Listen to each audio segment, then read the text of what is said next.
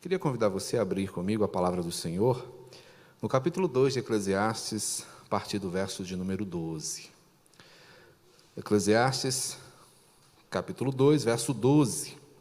Vamos ficar de pé, vamos ler juntos esse texto? Vamos fazer uma leitura responsiva? Eu vou ler os versos pares e os irmãos respondem com a leitura dos versos ímpares. Tudo bem? E o texto diz assim, Eclesiastes 2, verso 12 e seguintes.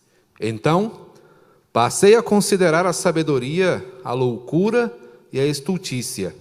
Que fará o homem que seguirá o rei? O mesmo que outros já fizeram.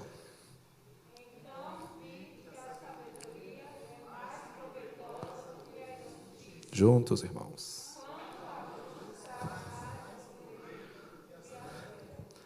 Os olhos do sábio estão na sua cabeça, mas o estulto anda em trevas. Contudo, entendi que o mesmo lhe sucede a ambos.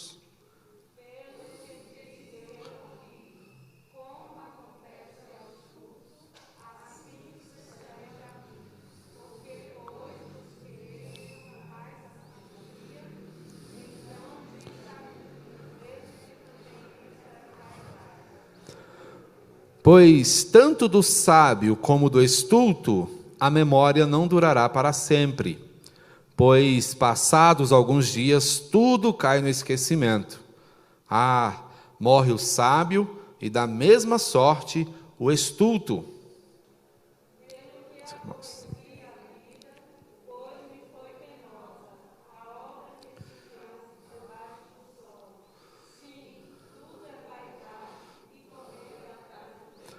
Pelo que aborreci a vida, pois me foi penosa a obra que se faz debaixo do sol. Bendito Senhor, nosso Salvador, te agradecemos por tua palavra. Cuidamos, ó Senhor, encontrar nela vida eterna, orientações para a nossa vida cotidiana, a verdade, ó Deus, pela qual se pautam os homens tementes a ti. Fala, pois, Senhor, ao nosso coração, para que, livrados sejamos da estultícia e amparados pela sabedoria, sigamos, tendo os nossos olhos iluminados pela tua verdade. Amém. Sentem-se, meus irmãos, que Deus os abençoe. Oro para que o Senhor lhes favoreça e lhes faça sentir-se muito bem. Há uma fala interessante, o reverendo Emílio Garófalo Neto, no gostoso livro que ele escreveu recentemente, intitulado Isto é Filtro Solar, disse algo interessante, pensando exatamente no trecho que nós temos hoje. Ele diz assim: se você nascer uma vez, terá duas mortes. Se você nascer uma vez, você terá duas mortes. Mas, se você nascer duas vezes, terá somente uma morte, e esta será lucro. Olha que interessante. Se você nascer uma vez, terá duas mortes, mas se você nascer duas vezes, você terá somente uma morte, e esta ainda será lucro. Esta é uma afirmação que resume muito bem duas vidas. A vida de quem não nasceu de novo, de quem não conheceu a Cristo, de quem não recebeu a nova vida que ele tem. E também destaca aqui a realidade daquele que nasceu de novo, daquele que foi encontrado por sua graça, daquele que foi resgatado pelo seu amor, e sendo assim, morre apenas uma vez, para viver eternamente. Hoje, meus irmãos, o pregador está extremamente angustiado. E não falo de mim, falo de Salomão. O pregador, o autor do livro de Eclesiastes, o Coelho, como nós temos entendido, Aquele que reúne a assembleia para falar ao seu coração e para despertá-la acerca da realidade da vida. Um homem sábio, experimentado, que havia conhecido tudo, que havia experimentado todas as coisas, e que estava entendendo que, não obstante, se tenha condições de experimentar tudo, de provar as mais diversas experiências, tudo na vida passa, tudo na vida é praticamente nulo. Essa tem sido a tônica da sua prédica ao longo desses dias, ao longo desse tempo em que nós estamos caminhando, dialogando com ele. E como eu dizia, hoje ele está angustiado, porque ele apresenta nesse texto as suas contrariedades vivenciais. Por mais que ele viva, por mais que ele experimente os aspectos da vida relacionados ao trabalho, às realizações, aos prazeres, mais frustrada se torna a sua alma, porque nada satisfaz plenamente, nada é suficientemente bom, nada é suficientemente eficaz. Todas as suas angústias continuam permanentes, todas as suas inquietações continuam ardendo no seu peito, e tudo continua difuso, confuso, perplexo, e ele não consegue, por mais sábio que seja, entender e se satisfazer. Portanto, ele está contrariado nessa passagem. Portanto, ele mostra aqui toda a sua angústia. Ele vem fazendo experiências, ele vem experimentando setores da vida, ele vem passando por coisas, buscando entender como se dá esse processo de viver. E ele então agora passa a considerar a sabedoria, a loucura e a estultícia. E ele vai perceber que não há muita diferença entre quem pratica um e outro. Não há muita diferença entre o sábio e o louco, porque tanto o sábio quanto o louco morrem. Tanto um como o outro passam reveses na vida, tanto um como o outro estão diante da efemeridade do tempo. Então ele vai perceber, contrariadíssimo, que a vida não apresenta nenhuma novidade. As coisas continuam iguais, as coisas continuam do mesmo jeito. Ele diz: que fará o homem que seguir o rei? Ele está falando de si mesmo. Ainda que alguém consiga me imitar, o que ele vai fazer de novo? Nada. O mesmo que outros já fizeram. Salomão está aqui reconhecendo algo, meus irmãos, que é muito triste, que é a grande frustração humana. Por mais que nós empreendamos nossas aventuras, por mais que nós tentemos ir mais longe, por mais que, lançando mão dos recursos que nos são dados, nós não conseguimos chegar aonde a gente pensa que pode chegar. Então ele constata: olha, não tem nenhuma novidade. Ninguém vai conseguir inovar nada.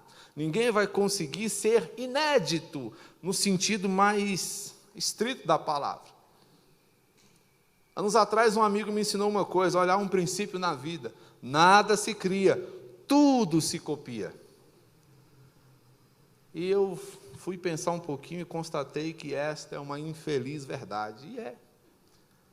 Tudo que nós fazemos é baseado em algo que alguém já fez.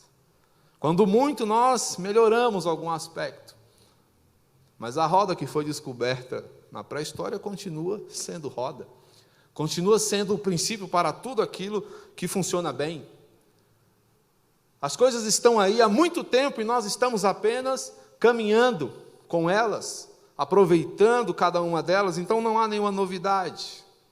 Mas no meio dessas suas experimentações, ele percebe uma coisa: a despeito de sabedoria e estultícia serem coisas diferentes, e as pessoas que experimentam tanto uma como a outra terem o mesmo fim, ele ainda pôde perceber que a sabedoria é melhor.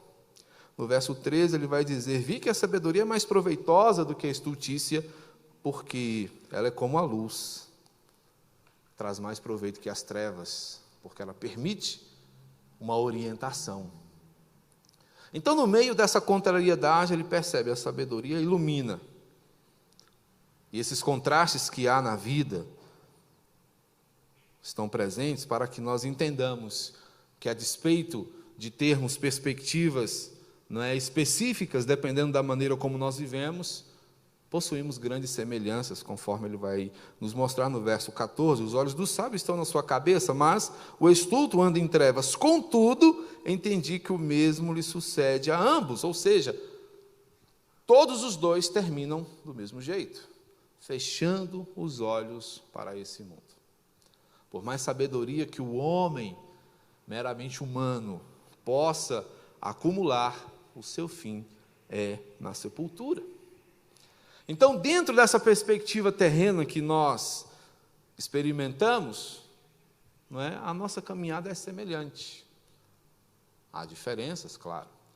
A maneira como você vive, como você se relaciona, não é? O legado que você deixa não é algo sem valor, mas não causa nenhuma diferenciação em termos eternos, por assim dizer. Não nos tornamos mais homens que os outros, porque acumulamos mais sabedoria ou conhecimento. Somos todos finitos, somos todos efêmeros, somos todos passageiros.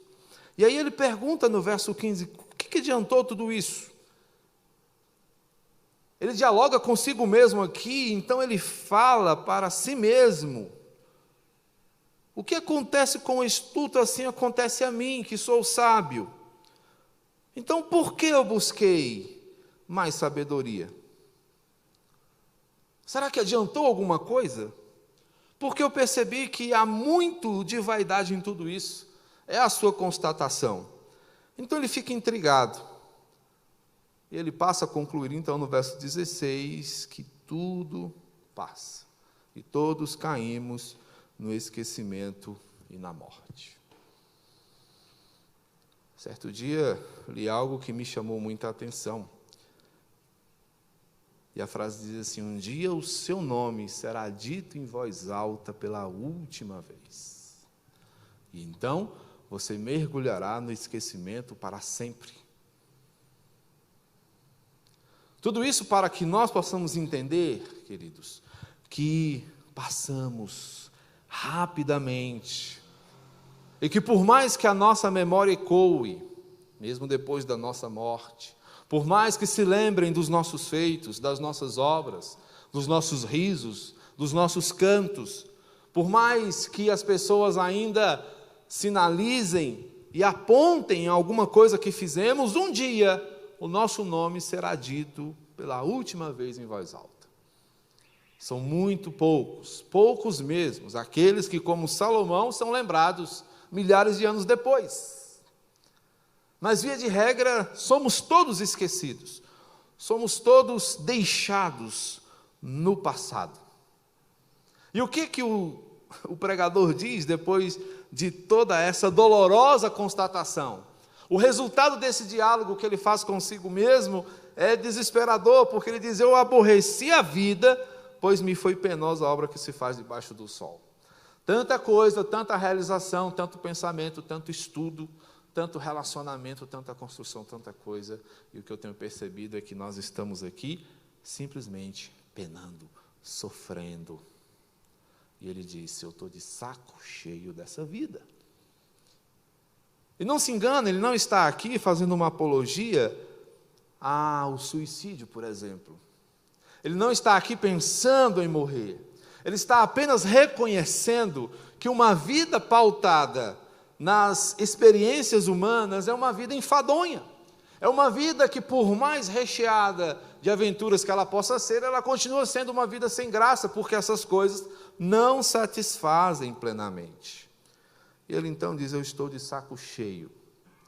E ele está de saco cheio, ele está enfastiado de uma vida igual a de todo mundo.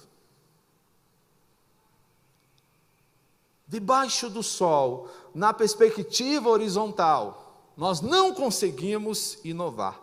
Estamos todos nós envolvidos com as mesmas coisas, vivemos uma mesmice profunda.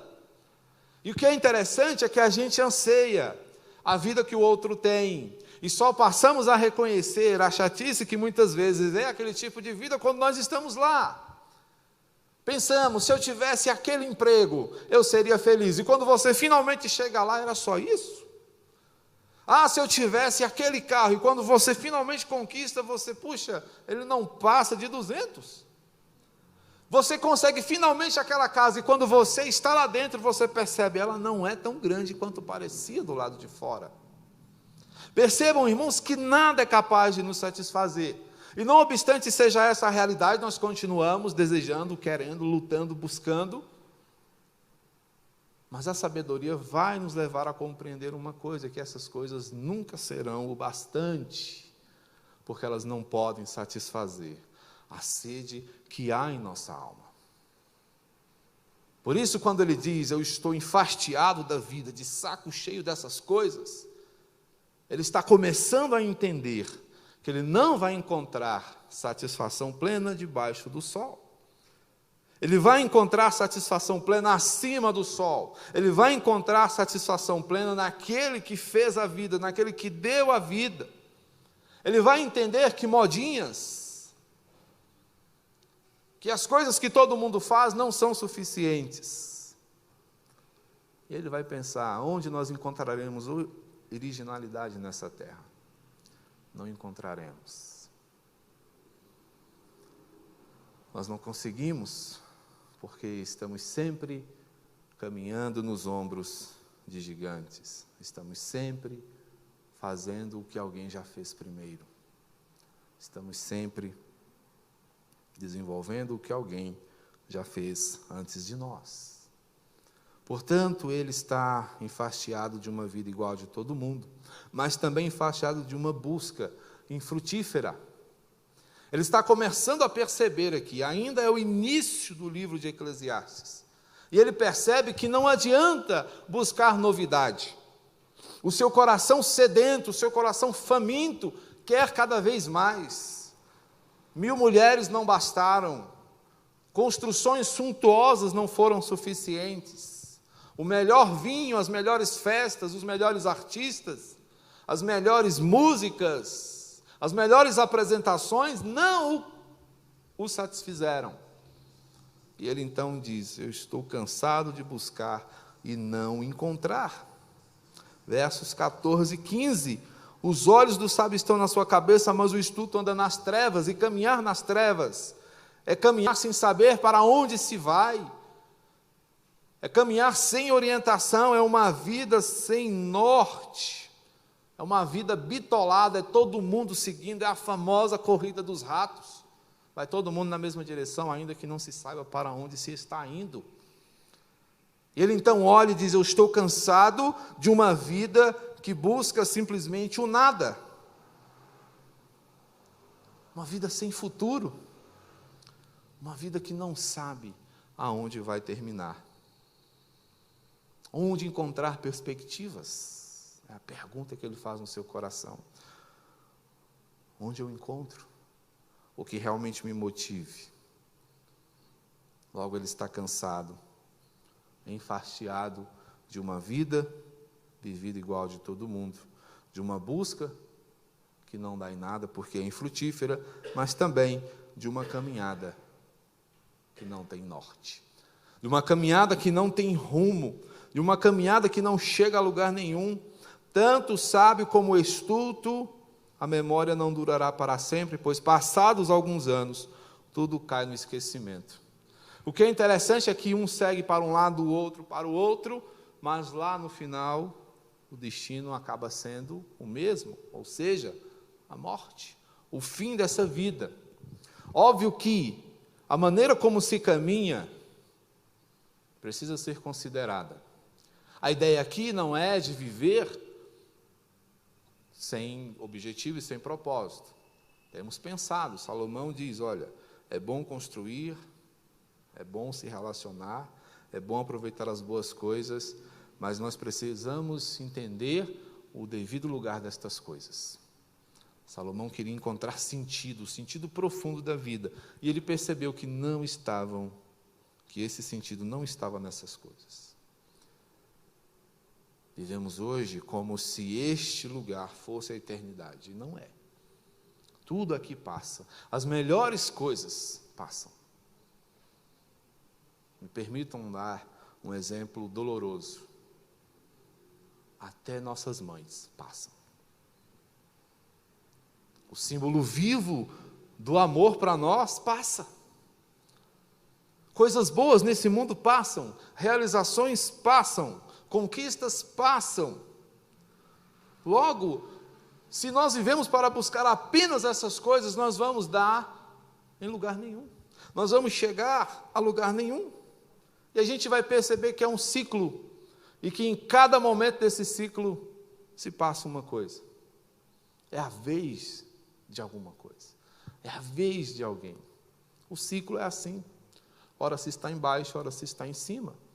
Ora se está de um lado, ora se está do outro. Mas não se sai do eixo. Continua-se no mesmo plano. Então, para onde vamos? Debaixo deste sol, nós continuaremos andando em círculos. Pensar em destino, pensar em ponto final, pensar em chegada, dentro deste plano é impossível. Portanto, a inquietação do pregador vai na perspectiva de que, se queremos uma vida diferente, esta vida está fora daqui. Se queremos resultado em nossas buscas, esse resultado não está aqui. Se queremos chegar a algum lugar, este lugar não é aqui.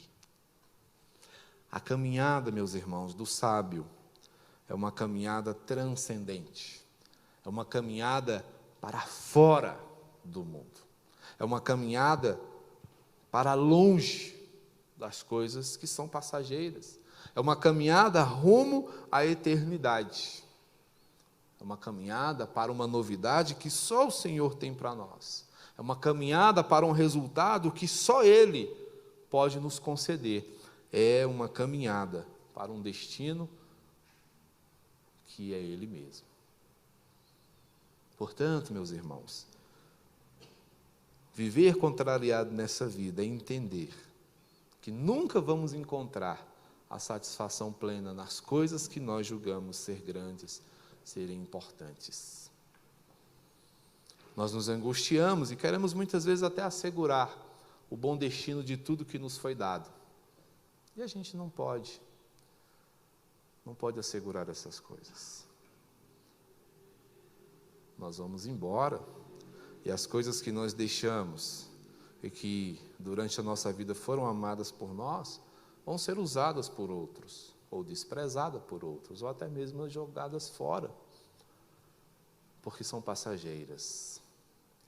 Mas quando caminhamos rumo à eternidade, saímos da contrariedade deste mundo material, para entrarmos na plena satisfação do mundo espiritual, para entrarmos na plena satisfação de uma vida especial, para entrarmos na plena satisfação de uma busca que satisfaz plenamente, para entrarmos na plena realização de uma caminhada que chega ao lugar certo, que chega ao lugar seguro, que chega ao lugar onde o Senhor nos aguarda.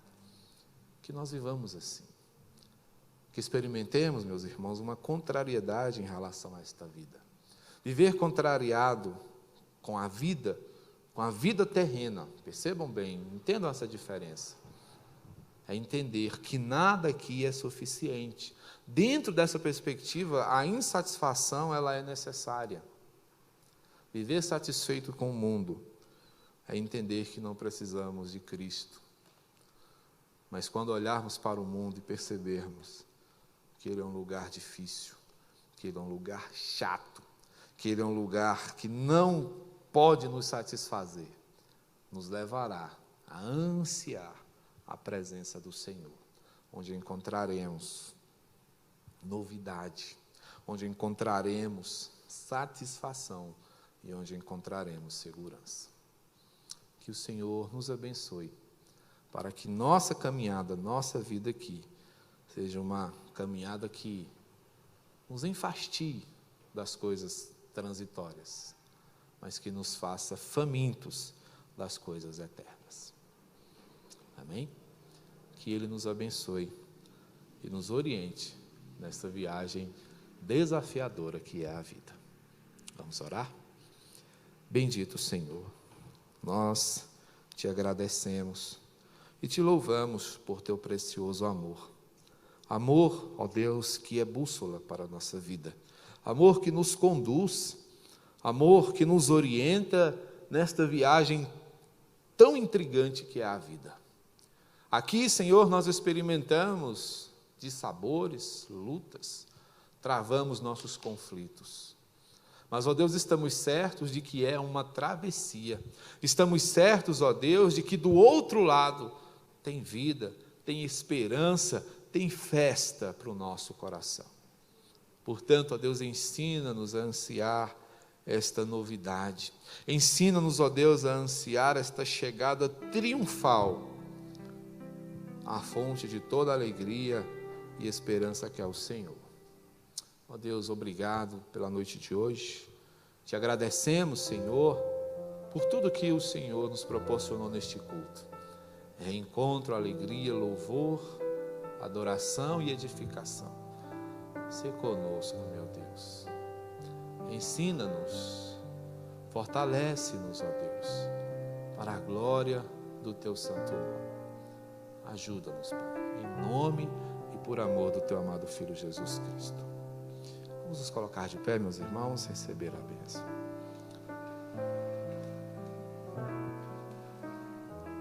Que a graça de nosso Senhor e Salvador Jesus Cristo, o amor de Deus, o nosso Pai, e o consolo, o orientador do Espírito Santo, seja com o povo do Senhor.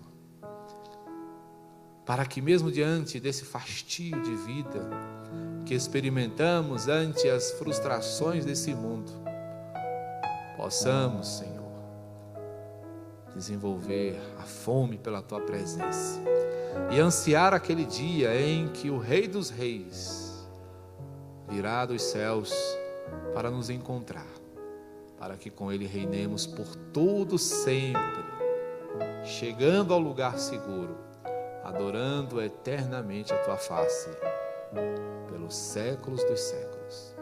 Amém, Senhor.